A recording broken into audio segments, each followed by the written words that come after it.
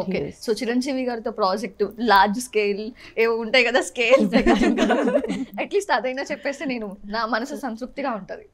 ఎవరికి ఉండదండి ఆయనతో సినిమా తీయాలని. So it has been a dream for me also to do a project for him.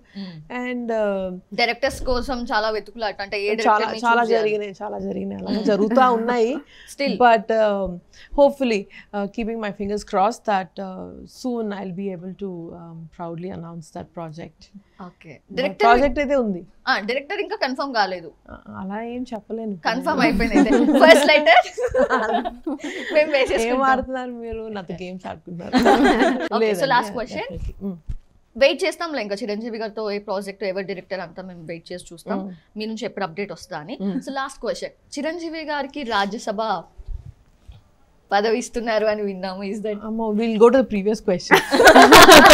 I would rather talk about the subject that is in my hands than what is discussions ఏమైనా ఉన్నాయా family surroundings లో గానీ, ఇట్లా ఫ్యామిలీలో గానీ discussions జరుగుతాయండి చాలా.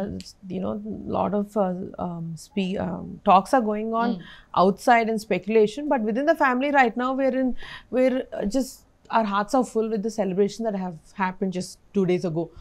So we and as a family we are the kind of people who I think live in the moment. So present manaki ee celebration jarigindi, ee pramana swikaram jarigindi. So we just in that we like to live in that and celebrate that.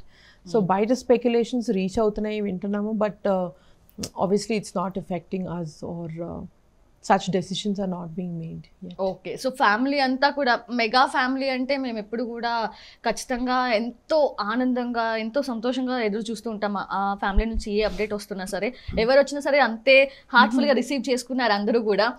In that way ఎటువంటి conflicts లేకుండా, ఎటువంటి clashes లేకుండా family మొత్తం కలిసి ఉండాలని అందరూ కోరుకుంటారు.